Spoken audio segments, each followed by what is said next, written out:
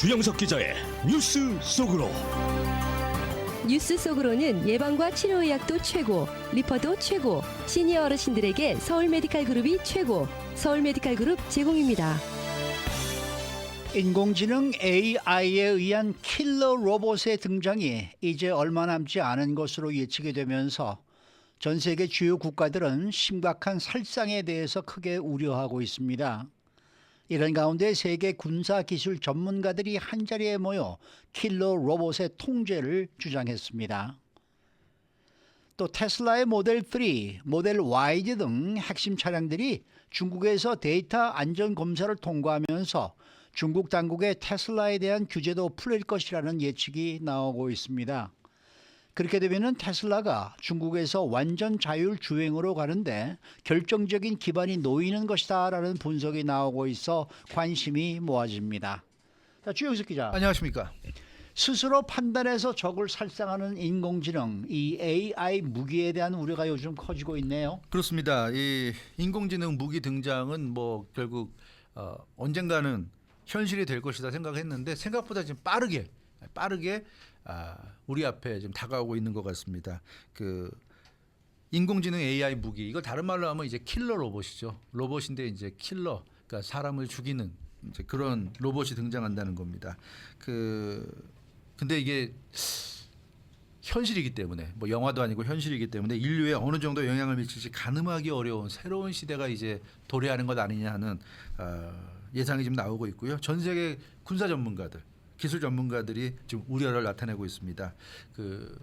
정말 이 AI 로봇, 킬러 로봇이 현실화되면 그때 가서 어떤 대책을 마련하는 건 너무 늦지 않느냐. 그래서 지금부터 마련해야 된다. 근데 이게 AI의 발전 속도가 너무 빠르기 때문에 규제할 수 있는 시간이 얼마 남지 않았다. 이렇게 군사 전문가들이나 기술 전문가들이 얘기하고 있습니다. 네, 그래서 이번에 AI 무기와 관련해서 전 세계가 모여서 또 회의를 했더라고요. 맞아요. 지난 일요일부터 화요일까지 이번 주에 이틀 동안, 사흘 동안 AI 관련한 회의가 열렸습니다. 바로 오스트리아 빈에서 열린 회의인데요. 자연무기 시스템 관련 컨퍼런스가 개최가 됐습니다. 전 세계 100여 개 국가를 대표해서 군사 관계자, 기술 관계자들이 참석했습니다. AI와 군사 기술의 결합을 좀 어떻게 제재할 수 있는 방법이 없을까? 특히 아무래도 가장 효과적인 제재는 경제적인 제재가 아닐까. 그래서 그런 방안에 대해서 토론한 그런 자리였습니다. 지금 AI 무기는 그야말로 전쟁과 관련해서는 아주 혁신적인 변화 아닙니까? 혁신적인 변화죠. 네. 킬러 로봇은 그야말로 이제 게임 체인저라고 할 수 있는 정도의 변화입니다. 지금까지 인류가 해온 전쟁은 어찌 됐건 모두 사람이 기본 베이스가 돼서 사람이 바탕이 돼서 하는 전투입니다. 그게 이제 전쟁이라고 할 수 있는데요. 물론 이제 최근 들어서 드론이 등장하면서 사람이 뒤에서 완전 후방에서 원격 조정을 하는 방식으로 좀 달라지긴 했지만 드론 같은 경우는 이제 폭격에 국한돼 있고요. 좀 제한적인 모습으로 전투에 사용됐고, 근데 이제 킬러 로봇이라는 것은 드론을 뛰어넘어서 사람 같은 모습을 하고 나타나서 이제 살상을 하는 이제 그런 무기가 되겠습니다. 그래서 이 AI 무기는 드론과는 차원이 다르게 전쟁의 패러다임 자체를 바꿔버릴 수 있다는 그런 분석이고요. 오스트리아 외교부 장관이죠, 알렉산더 샬렌베르크. 이 샬렌베르크 장관이 이런 얘기도 했어요. AI가 나온 지금이 우리 시대의 오펜하이머 순간이다, 이런 얘기를 했습니다. 뭐 얼마 전에 오펜하이머 영화들 많이들 보셨을 텐데 1945년에 원자폭탄 개발을 주도한 오펜하이머, 이 원자폭탄이 불러올 참상 때문에 전율해서 이 핵무기를 만들었음에도 불구하고 또 핵무기 확산 통제를 주장한 인물이 오펜하이머였는데 AI는 또 필요하다고 생각해서 만들었는데 또 점점 이제 발전하고 있는데 막상 AI가 무기화되니까 그 위력이 엄청날 것으로 보여서 걱정이 되는, 그래서 규제가 필요하다. 그래서 우리는 지금 1940년대는 원자폭탄이 어떤 오펜하이머의 시대였다고 한다면 지금 우리 시대의 오펜하이머는 바로 이 AI다, 이런 얘기가. 네. 그러면은 드론 말고요. 네. 그 이외에 실제로 현실에서 네. AI가 무기가 돼서 사용되는 네, 그런 거가 사용되고 있어요? 있죠. 네. 네. 플러스 972 매거진인데요. 이 예. 매거진이 이스라엘 팔레스타인 독립 매체입니다. 여기서 라벤더라는 AI 프로그램을 이스라엘군이 지금 사용하고 있다. 그래서 이건 뭐냐면 암살용 로봇입니다. 그래서 암살 대상을 찾고 있다고 이미 3월에 2달 전에 보도를 한 적이 있어요. 그래서 이스라엘은 그 라벤더라는 프로그램으로 자기들이 원하는 죽이고 싶은 사람을 지금 죽이려 하고 있다는 그런 얘기고, 이 안토니오 구테우스 유엔 사무총장이 그래서 깊은 우려를 표한다는 언급도 했습니다. 이 가자지구 군사작전에서 AI가 사용됐다는 보도에 충격을 받았다, 이런 내용인데, 이스라엘군이 지금 가자지구에 AI까지 풀어서 지금 그 살상을 하고 있다는 얘기가 나오고 있어요. 생사를 결정하는 것은 그 어떠한 부분도 비정한 알고리즘 산출에 맡겨서는 안 된다, 이렇게 안토니오 구테우스 유엔 사무총장이 탄식을 하면서 이렇게 얘기를 했는데, 실제로 AI는 인간이 명령을 하는 게 아니잖아요. 알고리즘에 의해서 AI가 스스로 결정을 하기 때문에 이런 비정한 알고리즘에 의해서 사람 목숨을 빼앗아가는 이런 일이 있어서는 안 된다고 유엔 사무총장도 지금 걱정을 하고 있는 상황입니다. AI 무기의 통제 여부가 가장 큰 걱정거리인 것 같아요. 네, 맞아요. 네. 그 인간이 개입하지 않고 스스로 이제 결정하는 것이 이제 AI의 가장 큰 특징이기 때문에 그 AI가 많은 정보를 수집해서 결국 AI는 인간의 생사를 결정할 수 있는 그런 자율살상 무기라고 할 수가 있겠습니다. 그래서 AI가 인간의 그 생사를 본인의 의지대로 이제 결정할 수 있다는 점이 큰 우려 사항이 되고 있는데, 그렇게 되면 지금 우리가 알고 있는 전쟁이라든가 무력 충돌 양상이 근본적으로 변화할 수 있어요. 지금은 인간들이 판단을 하기 때문에 굳이 살상을 안 하고도 이길 수 있다, 원하는 어떤 목적을 달성할 수 있다 생각을 하면 살상을 안 하잖아요. 안 하고 그냥 이렇게 그 뭐라 그럴까, 상대의 항복을 받는다든가 이러는데, AI는 그게 아니죠. 이렇게 하면 많이 죽일 수 있고 저쪽을 많이 죽이면 이쪽한테 굉장히 유리하다, 이런 판단했으면 AI는 감행을 하는 거죠.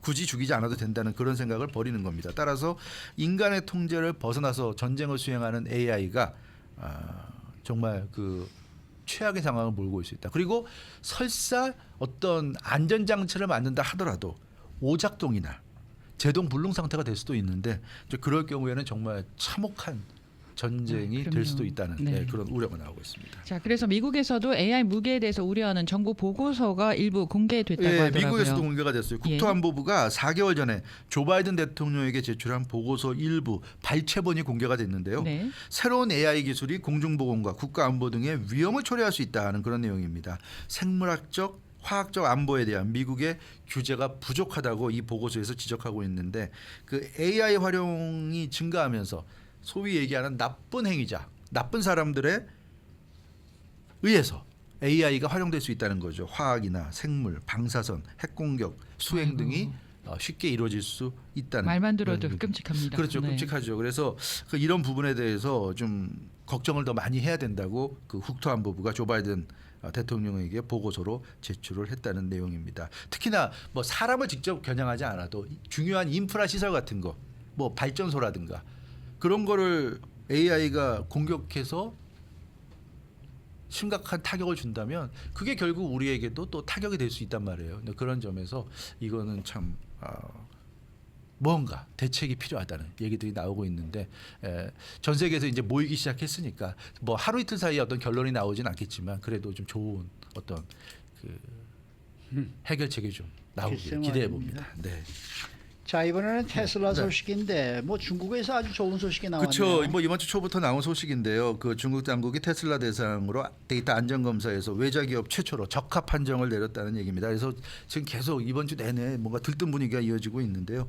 테슬라는 앞으로 중국에서 완전 자율 주행을 할 수 있게 된 것으로 보인다는 얘기들이 지금 나오고 있습니다. 그러니까 중국 내에서 테슬라 완전 자율 주행, Full Self Driving, FSD라고 그러죠. Full Self Driving 소프트웨어 도입이 가능해졌다. 그동안에는 중국이 이걸 못하게 했는데 이제는 풀어주는가 보다. 이제 이런 얘기들이 나오고 있습니다. 그러면 테슬라가 중국으로부터 적합 판정을 받았다는 그 내용은 구체적으로 어떤 내용입니까? 예, 그 중국 언론들 보도를 보면요. 예. 중국 자동차 공업협회와 국가 컴퓨터 네트워크 응급기술 처리 협조센터가 발표했는데요.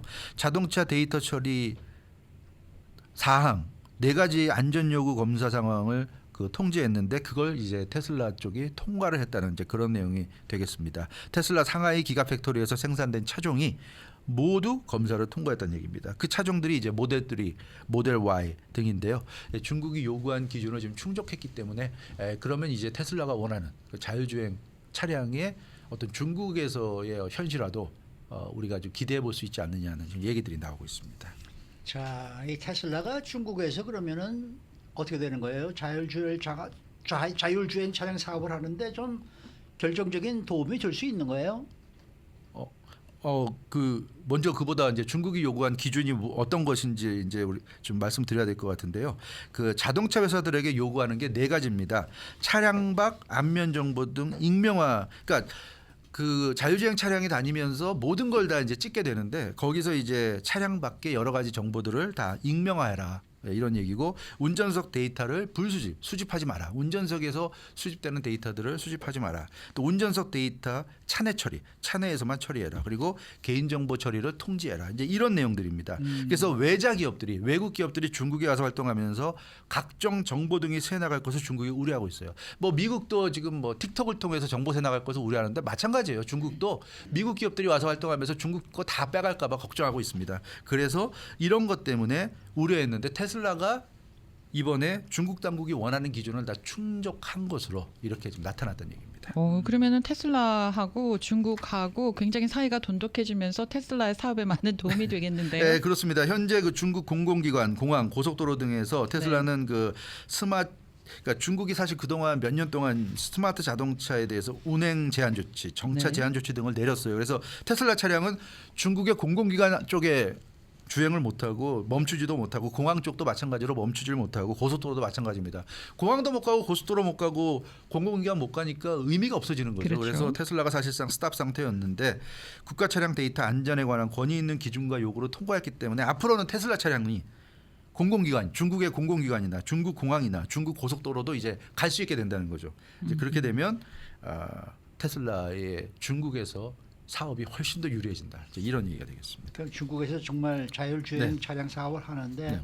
도움이 될 수 있는 거예요? 그렇죠.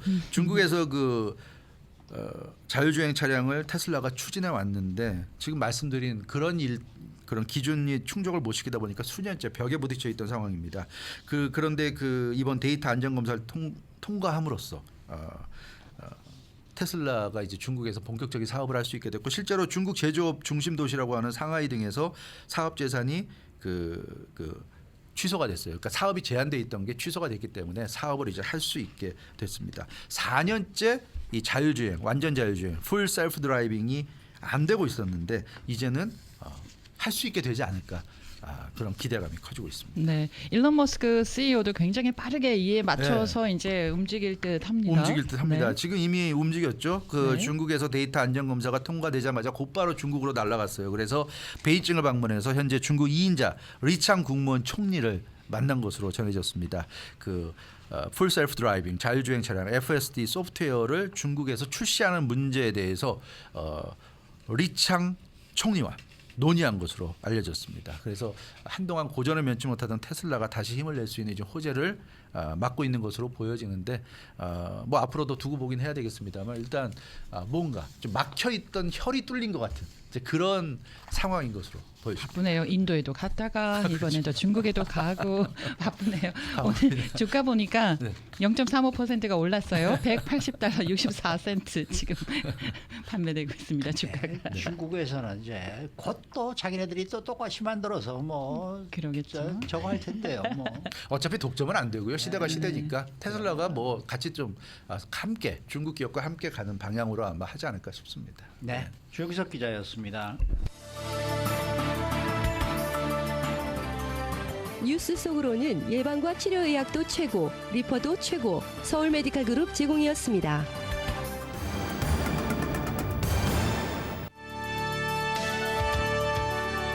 이슈 투데이. 네, 이달 5월은 아태 문화유산의 달입니다. 그래서 이곳 LA시에서는 여러 기념 행사들이 진행이 되는데 그 행사들은 존 리 12지구 시의원의 주도로 지금 이루어지고 있다고 합니다. 그래서 오늘은 이 존 리 시의원의 시원실 석인희 보좌관과 이야기를 나눠보도록 하겠습니다. 안녕하십니까? 네, 안녕하세요. 네, 우리 존리 시 의원께서 이 올해도 아태문화유산의 달을 맞아서 LA에서 진행되는 기념 행사들을 주도하고 계시다는데 어떤 행사들이 지금 준비가 되어 있습니까?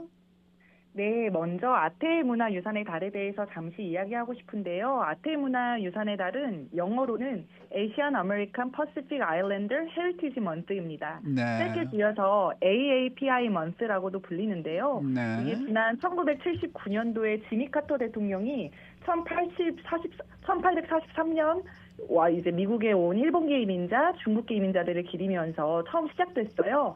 그리고 연방 차원에서는 지난 1992년에 관련 법안이 통과되면서 미 전역에서 매년 5월 아태문화유산의 달로 기념하고 있습니다. 아하. 그래서 LA에서도 아태문화의 유산의 달인 5월을 늘 기리는 행사들이 많은데요. 네. 특히 오늘 행사가 가장 먼저 시작돼요. 오늘 어허. 5월 3일에 열리는 행사가 오후 12시에 LA 시청에서 열립니다. 어허.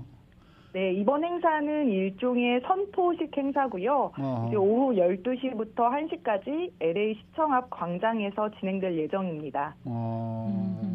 그 행사는 이제 오늘 시작이고요. 그리고 또 네. 그 외에 또 어떤 행사들이 준비되어 있습니까? 그 이외에는 이제 다가오는 시간 순서대로 먼저 말씀드릴게요. 이제 네. 17일에는 하파데이라는 선포식이 열려요. 이제 하파데이는 이제 타인종과 결혼한 아시안들의 자녀들을 예우하는 기념일인데요. 이제 지난해 LA 시의회는 5월 18일을 아택의 혼혈 자녀들을 예우하는 하파데이로 지정했어요. 그래서 하파데이를 저희가 지난해부터 LA에서는 기리고 있고요. 하파라는 단어가 생소하실 텐데 이게 하와이어예요. 그래서 아시안과 비아시안 혈통이 섞인 다인종을 가리키는 단어로 이제 쓰입니다. 네. 그 혼혈을 네, 얘기하는 거예요. 맞습니다. 아시안들이 아하. 이제 타인종과 결혼한 혼혈들을 이제 하파라고 불리고 네. 이제 하파데이를 통해서 다문화 사회를 지향하고자 하는 의미를 가지고 있습니다. 모두 몇 개 정도 행사가 준비되고 있나요? 한 크게는 4개, 5개 정도 있는데 또 그 다음으로 말씀드리면 18일에는 LA시 전역에서 청소 행사가 열려요. AIPI Community Day of Service라는 명칭의 행사이고요.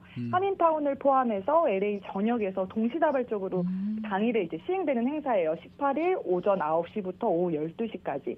그래서 봉사자들이 지정된 장소를 청소하면서 AIPI 먼스를 기립니다.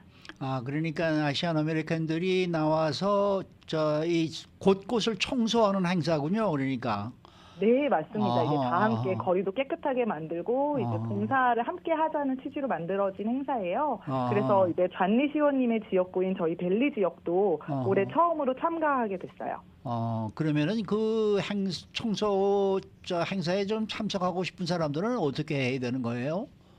청소 행사에 참석하고 싶으신 분들은 이제 LA 한인타운은 10지구잖아요. 어허. 10지구 사무실에서 아마 플라이어를 이제 날리면은 한국일보나 뭐 라디오 코리아나 이렇게 미디어들이 아마 홍보를 할 거예요. 그러면 이제 그거 보시고 검색해 보시고 요거 참석 RSVP 해주시면 돼요.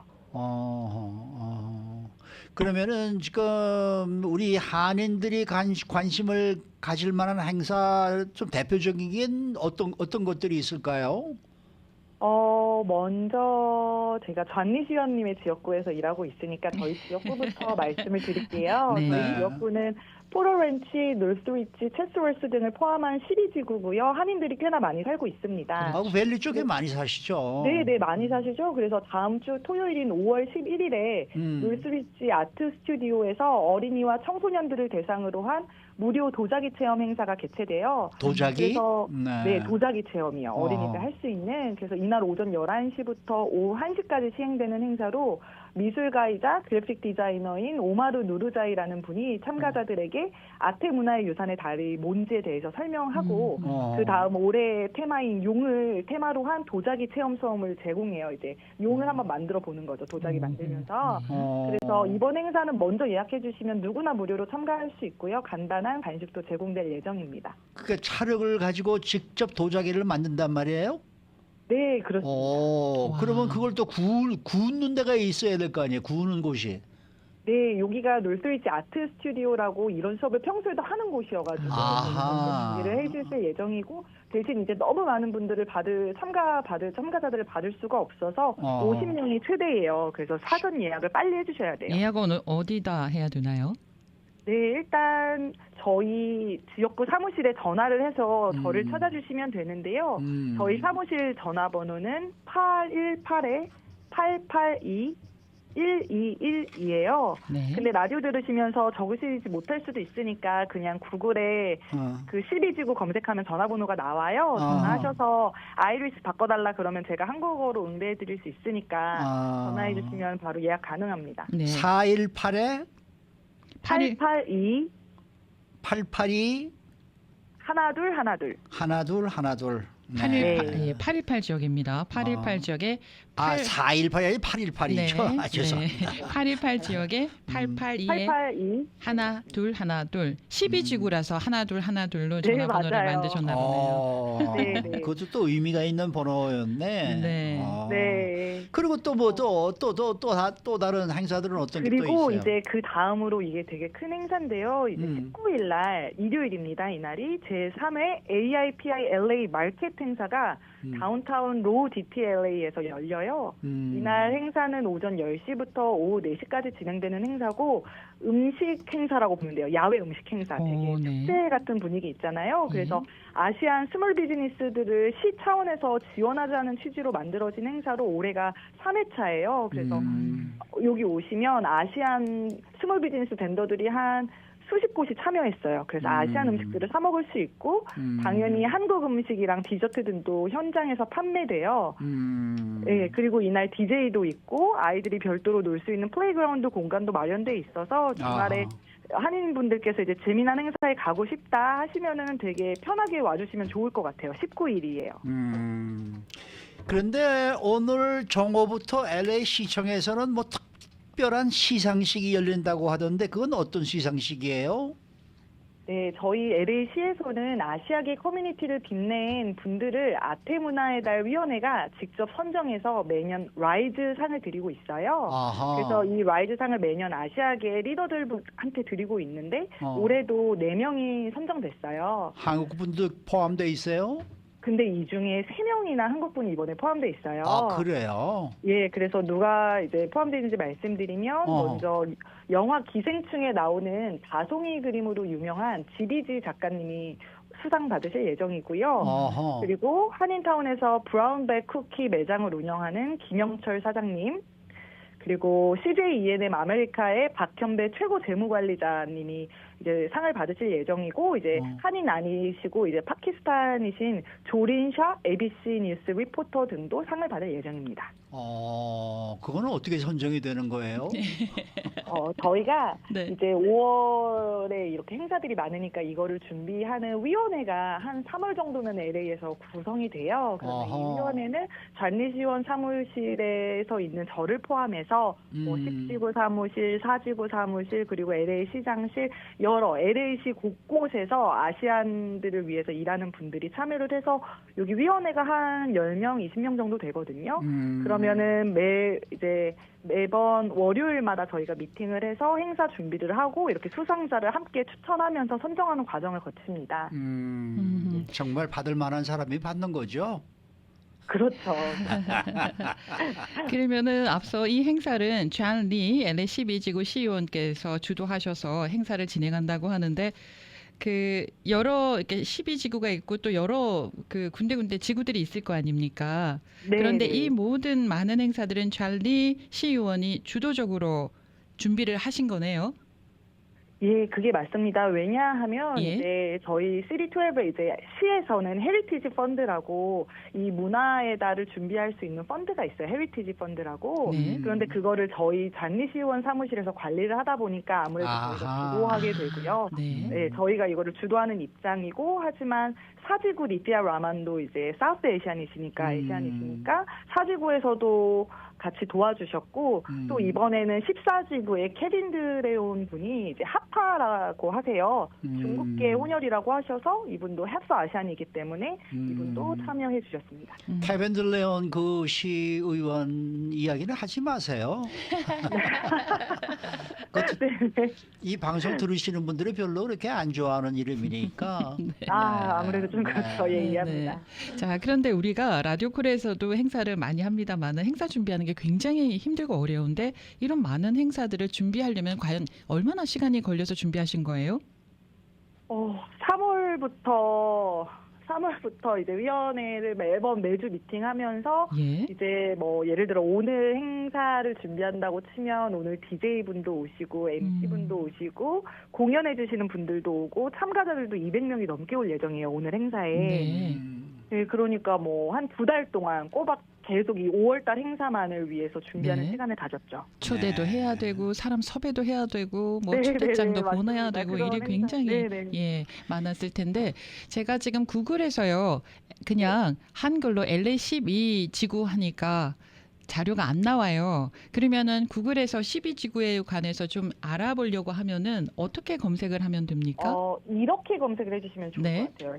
이제 지구라는 게 저희 한국어고 이제 예. 영어로는 Council District을 줄여서 아. CD라고 얘기합니다. CD. 네. 네, 그래서 CD 숫자 12를 써보시면은 아. 검색이 바로 되더라고요. 네. 영어로 아무래도 검색해야 빨리 되니까. 네네. 네. 네. 그래서 웹사이트에 들어가면은 이 아시아 태평양 문화유산의 달을 맞아서 열리는 행사들이 조목조목 다 이렇게 적혀 있나요? 볼 수가 있나요?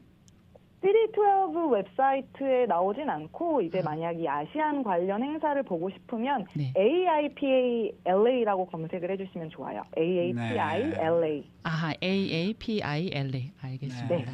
네, 제가 그럼 바로 웹사이트로 우리 석인희 보좌관님께 한 가지 부탁드릴 만한 사항이 있습니다. 네. 그 시의원님께 말씀드리셔서 네. 지금까지 그 5월이 아태 문화유산의 달 아닙니까? 네, 그래서 맞습니다. 아시아와 태평양 쪽을 이제는 좀 분리를 했으면 좋겠다라는 생각이거든요. 이게 너무 오래전에 만들어진 그러한 저희 카테고리이기 때문에 아시안과 태평양 쪽에 있는 섬 나라들과의 이렇게 이제 함께 묶어놨는데 네, 이거는 네. 이제 분리할 때가 되지 않았을까? 저는 그게 좀 제 생각입니다.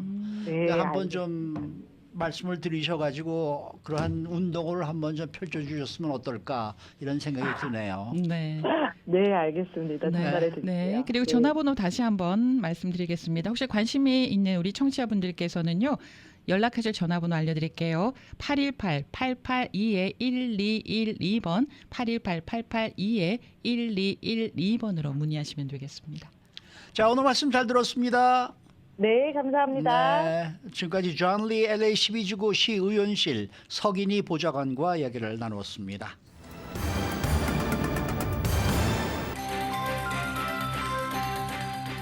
데일리 브리핑.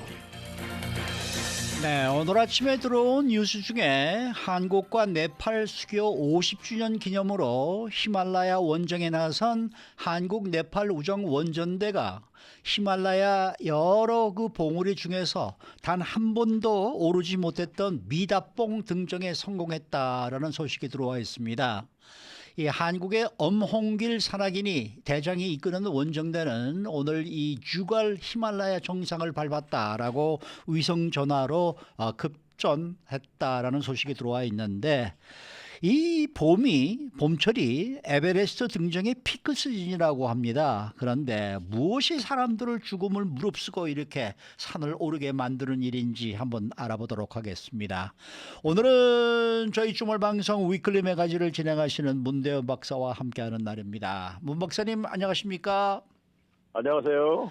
요새가 이 정상에 도전하는 피크 시즌이라고 하는데 그 이유는 무엇이죠?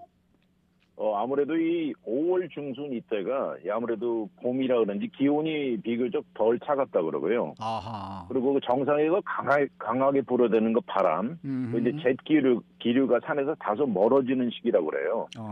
이거 이 짧은 이 기간 동안 이 사람들이 많이 이용한다 그러는데, 뭐 항상 우리가 히말라야 뭐 이런 에베레스트 정상 이미지를 보면 그 머릿속에 박혀 있는 게 있는데 뭐 시속 100마일 맞아요, 불어대는 맞아요. 강풍에다가 춥고 구름도 끼어 있고 뭐 눈사 때 빈번하지 않습니까? 맞아요. 근데 정말 이런 곳에 방금 속보에서도 말씀하셨듯이 네팔과 티벳에 걸쳐 있는 이 히말라야, 어허. 그중에 에베레스트 정상은 우리 학창 시절에 기억나시죠? 8,848m. 그랬는데 여기 정말 여기를 가기 위해서 이 정말 여러 달에서 길게는 몇 년 정도 준비를 거칩니다. 네. 이 훈련하고 몸 컨디션을 이제 갖춰야 되는데 네. 이렇게 그래서 그런지 이 매년 봄철이 오면 이런 이유 때문인지 수백 명이 정상 도전에 유혹을 받는다고 하네요. 근데 지금까지 이 등정하다가 300여 명 이상이 사망을 했고요. 정말 이 몸이 인간 몸으로서 이 핸들을 못하는 레벨이죠. 해발 23,000피트 이상부터는 산소 보조기를 주로 쓴다고 하는데 이 죽음의 존이라고 그러는 그 에베레스트의 데스 존에 도달하면 산소 레벨이 우리가 보통 공기에서 쉬는 산소 양의 40% 이하로 떨어진다네요. 40%나요. 네. 그러면은 몇 년 동안 준비해서 또 그 5월에 이제 등반을 하게 되는데 여기에 성공한 사람들 얘기도 많이 있을 텐데 성공한 이야기 좀 나눠주시면 좋겠습니다. 네, 재밌는 얘기가 많은데 그중에 바로 이 사람이 이제 본인이 트라우마 서전 의사예요. 닥터 제이콥 위즐이라는 분인데 이 사람도 1년 동안 정말 50파운드 되는 백팩을 메고 2시간씩 스테어메스도 오르면서 1년 동안 이제 이 훈련을 하고 자기 했군요. 자신도 몸 상태에 자신 있었다고 합니다. 아. 근데 정말 막상 산에 오르면서 보니까 이게 그게 아니었어요. 정말 이 에베레스트에는 상대도 되지 않는다는 생각을 하면서 고개를 수그렸다는데 5발짝 이렇게 올라가고 나서는 한 30초 동안 서서 숨을 골라야 됐다고 해요. 5발짝 걷다가 5발짝. 그리고 또 쉬고. 이게 사실 너무 힘든데 몸이 그 기후에 이제 적응하기 위해서 acclimation이라는 단어가 있지 않습니까? 이 산소, 열버진 산소를 마시고도 그 적응이 돼야 되는데 베이스 캠프가 아시다시피 하나, 둘, 셋, 네 개가 있습니다. 베이스 캠프가 있는데 이제 하나씩 올라가서 그곳에서 한 며칠 정도 보낸대요. 며칠을 머물다가 내려오고 또 올라갔다 며칠 있다 이걸 반복적으로 여러 번 해서 몸이 어느 정도 적응이 돼야 올라가지 안 그러고서는 정말 정상까지 아니어도 좀 올라가다 보면 사람 몸이 10분, 15분 안에 그냥 코마 상태까지 빠질 수도 있다고 해요. 근데 이 말한 이 트라우마 서전 이 위즐 박사는 이 아프리카의 킬리만자로를 포함해서 10개 정상을 성공한 사람입니다. 그런데도 이번에 에베레스트는 완전히 비교도 안 된다고 얘기를 했네요. 하하. 그러니까 제일 힘든 곳이겠죠. 제일 높으니까 아무래도 제일 힘들겠죠. 네. 그런데 이 우선 일단 베이스 캠프를 설치하고 아까 뭐 5군데 베이스 캠프가 있다고요? 4군데요. 4군데. 그럼 그걸 네. 차례로 이제 정복을 하면서 올라가야 되는 거 아니겠습니까? 그렇습니다. 이제 제일 가장 낮은 첫 번째 베이스 캠프가 17,000 스퀘어 피트 정상이 있다고 그래요. 근데 첫 번째 거기에 올라가는 게 목표라고 하는데 거기에 올라가는데도 한 2주 정도 걸려서 도착한답니다. 아이고. 그러면 거기 올라가서도 이제 산소량 낮아지죠. 뭐 영하 40도, 뭐 강풍 불어대죠. 이러면서 하나씩 적응해서 올라가는데 마지막 베이스 캠프 제일 높은 데 올라가면 여기가 이제 죽음의 이 데스 존이 시작점인데 해발 26,000피트라고 해요. 근데 이렇게 올라가는 도중에 이 그동안 등장하다 죽은 시체들을 지나가게 된답니다. 맞아요. 그런 얘기 네, 들었어요. 생각보다 자주 보인다고 하는데 이 추락한 사고들이 대부분일 텐데 꽁꽁 얼어붙어 있어가지고 아무래도 뭐 냉동실 같으니까 썩지는 않겠죠. 그렇겠죠. 근데 정말 이 위즐 박사도 본인이 의사라 이 사망이라는 건 우리 일반인보다는 좀 더 익숙한 사람일 텐데도 그 광경을 보면서 지나가면서 정말 이 얼마나 위험한지가 다시 한번 생각이 들었다고 하면서 일단 산소가 부족해지면 우리 뇌가 이렇게 부어오른다 그래요. 왜냐하면 더 많은 산소를 얻어야 되기 때문에 이러면서 뭐 어지러움, 뭐 말하는 것도 막 힘들어지고 이 생각도 제대로 잘 안 된답니다. 그리고 눈앞에 이제 환상이 보이기 시작하고 이분도 사실 오르는 중간에 자기 친구가 갑자기 저 산에서 나타나고 가족 모습도 보였다고 하네요. 와, 그러니까 헛고가 보이는 거죠, 그러니까. 그렇죠. 네. hallucination. 네. 네네. 그러면은요, 베이스 캠프가 4개인데, 그러면은 나는 정상에 도전하겠다 그러면은 일단은 베이스 캠프 첫 번째 베이스 캠프 가장 낮은 베이스 캠프까지 가는데도 2주가 걸리는데 2주 걸려서 갔어요. 네. 그리고 다시 돌아와서 조금 쉬었다가 다시 또 다음 베이스 캠프로 가고 이렇게 하는 건가요? 아니면은 한 번에 그거를 정상까지 가는 건가요? 아니면은 베이스 캠프 첫 번째 가장 낮은 베이스 캠프를 2주에 걸쳐서 갔다 다시 돌아와서 집에 와서 또 몇 년 동안 몸을 또 다져가지고 베이스 캠프 이제 두 번째로 가고 이렇게 하나요? 그 뭐 경우에 따라 다 다르겠습니다만 네. 그 베이스 캠프 제가 아는 나울리지로 보면 네. 한 번에 이렇게 다 1, 2, 3, 4 가는 사람은 많지 않을 거예요. 왜냐면 네. 베이스 캠프 일본에 보면 그래서 굉장히 많은 텐트촌이 형성돼 있고 거기가 이제 거기서 이제 몸의 상태라든지 뭐 팀의 뭐 준비된 그런 거를 따라서 하겠죠. 네. 자, 그 앞서 300여 명이 사망을 한다고 얘기하셨는데 그러면 그 많은 시신들은 다 어떻게 수습할 수 있나요? 다 수습이 힘들다고 하네요. 대부분이 뭐 몸 컨디션으로 산소 부족으로 사망했거나 예. 사고로 미끄러져 사망한 케이스가 대부분일 텐데 네. 이 정말 이 할 수 없이 구조가 불가능할 때가 많다고 그래요. 그래서 시체를 뒤에 남겨놓고 그냥 가는 것이 보통 루틴이라고 합니다. 네. 최소한 시체를 시야에서 보이지 않는 저쪽으로 좀 옮겨놓는 게 마지막 리스펙트라고 하는데 이것도 기후가 너무 심할 때는 이것도 불가능하다 그래요. 왜냐하면 한순간 이 얼어붙어 버려가지고 움직이기도 힘들고 결국 이 사람들 말 표현을 보면 그 사람은 산의 일부가 된다고 표현을 하고 있어요.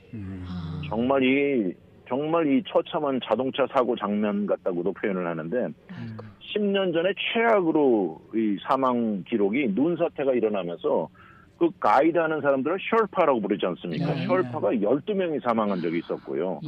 작년에 한 해 최다 사망자가 기록됐는데 18명이 기록됐고 이 중에 5명은 아직도 발견이 되지 않는다고 하는데 유일한 구조 방법은 헬리콥터 같은 건데 이것도 그렇겠죠. 위험하다고 합니다. 그래가지고 정말 이 사람을 구조하는 과정에 구조대 멤버가 사망한 케이스도 있다고 그래요.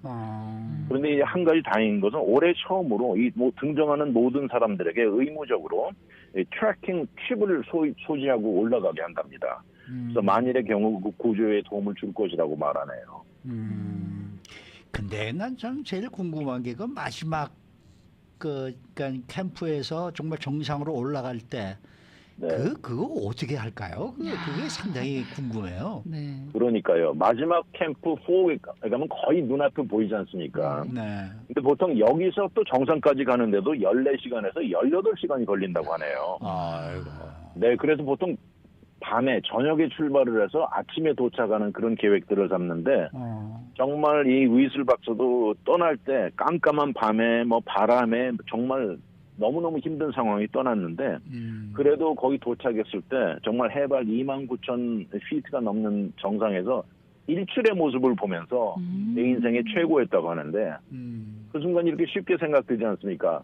이렇게 올라가 있으면 정상에서 내 발밑에 있는 지구의 모든 것이 내 발밑에 있다는 생각이 들고 이 등정에 성공한 사람들이 공통적으로 말하는 것 중에 하나가 뭐냐면 거기 위에 올라가서 딱 보면 내가 인간이 얼마나 작은가 하는 그런 느낌이 든다고 그래요. 공통적이라고 하는데 그렇게 해서 정상에서 보통 20분 내지 1시간 정도 머물러 있다가 내려온다고 합니다. 혹시 그 등중에 특별한 의미를 갖고 성공한 경우가 있으면 소개해 주십시오. 근데 바로 이 위즐 박사 얘기예요. 이 위즐이라는 게 사실 동물이지 않습니까? 라스nem이 좀 이상한데 왜 그런가 봤더니 이분이 바로 원주민 네이티브 아메리칸 인디안족입니다. 그래가지고 자기의 헤리티지를 갖고 사실 네팔을 떠날 때 독수리 깃털을 하나 지참하고 떠났다고 그래요. 그런데 이 인디안의 심볼을 에베레스트 정상에 꽂는 목표를 가지고 떠났는데 모든 우리 부족의 인디안 전체를 대신해서 등정의 이유였다고 합니다. 그러면서 모든 그 부족들과 이 원주민 어린아이들에게 어떤 것이고 다 가능하다는 것을 보여줬다면서 이번에 자기에게 이 등정은 정말 본인 개인 하나보다도 훨씬 거대한 의미를 가졌다 이렇게 얘기를 하네요. 네, 알겠습니다. 아유, 저 같으면은 그거 뭐 1,000만 금을 준다 그래도 못 가죠. 그러게요. 네. 그거보다는 차라리 좋은 데 가서 좋은 와인 한 잔 마시고 있는 게 훨씬 마음 편하고 그다음에 그 사람들이 올라가는 저 다큐멘터리를 보면서 참 그렇죠. 고생들이 그러네요. 많구나. 네. 이제 이러고 있는 게 더 네. 좋지 않을까 그런 생각이 듭니다. 근데 마약 같은가 봐요. 이 등장한 글쎄요. 사람들이 네. 여러 군데를 또 가지 않습니까? 네. 오늘 말씀 잘 들었습니다. 네, 감사합니다. 네, 문대원 박사 함께했습니다.